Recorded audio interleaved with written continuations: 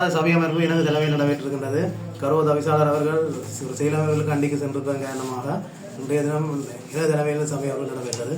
இன்றைய தினம் சபையில் தேசிய மக்கள் சக்தியை சேர்ந்த உறுப்பினர்கள் தொடர்ச்சியாக ஒரு குற்றச்சாட்டை முன்வைத்துக் கொண்டிருந்தார்கள். ஊடகங்களை கௌரவ தவிசாளர் ஊடகங்களை அடக்குகின்றார் என்ற குற்றச்சாட்டை முன்வைத்துக் கொண்டிருந்தார்கள்.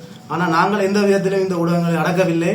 கடந்த காலத்திலும் தேசிய மக்கள் சக்தி தமது கட்சியைச் சேர்ந்த ஒரு யூடியூபரை கூட்டி வந்து இதனை அனுமதிக்க வேண்டும் என்ற கோஷமிட்ட நிலையில் அது நிராகரிக்கப்பட்டிருந்தது சபையினால். கௌரவ தவிசாளர் அதற்கு அனுமதிக்கவில்லை.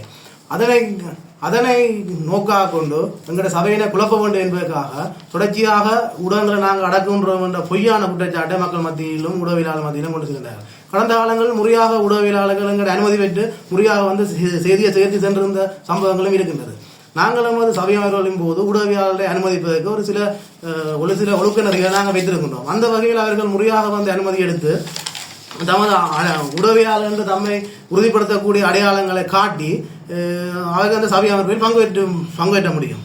இந்த சபை அமர்வின் போது இரண்டு ஊடகவியலாளர்கள் இந்த சபையை கலந்து கொள்வதற்காக எங்களிடம் அனுமதி கோருகின்ற நிலையில் ஒரு ஊடகவியலாளருடைய அனுமதி நிராகரிக்கப்பட்டிருந்தது.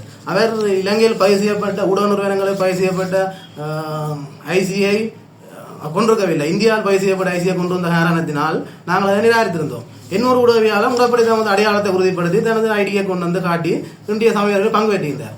இது முக்கியமாக அவர்கள் தொடர்ச்சியாக பொய்யான தகவலை மக்கள் மத்தியிலும் கொண்டு சேர்க்கின்றார்கள்.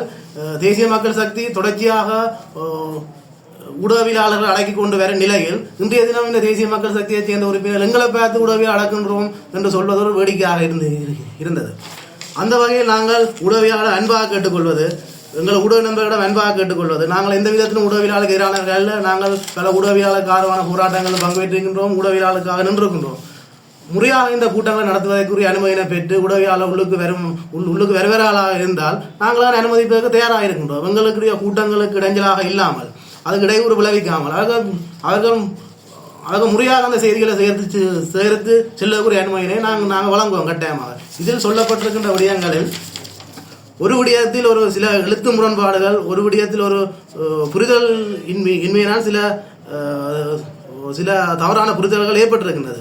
ஆகவே நாங்கள் அந்த விடயங்களையும் திருத்தி நாங்கள் ஊடகவியலாளர்களின் சுதந்திரமான செயற்பாட்டுக்கு நாங்கள் இனிவரும் காலங்களில் அனுமதி அளிப்போம். இந்த பொய் சக்தியை சேர்ந்த உறுப்பினர்கள் முன்வைத்த குற்றச்சாட்டு நாங்கள் ஊடகவியலாளர்கள் இருந்த இடத்தை விட்டு எழும்பி வீடியோ எடுக்க முடியாது என்று கௌரவ தவிசாளர் அவர்களிடம் குறிப்பிட்டிருக்கின்றார் என்று அதுதான் ஊடகவியலாளர் நாங்கள் அடக்குகின்றோம் என்ற துணிகளாக பேசியிருந்தார்கள். அதில் சொல்லப்பட்ட விடயம் என்னென்றால் சபை நடவடிக்கை இடையூறு ஏற்படுத்தாத வகையில் சபைக்கு இடையில்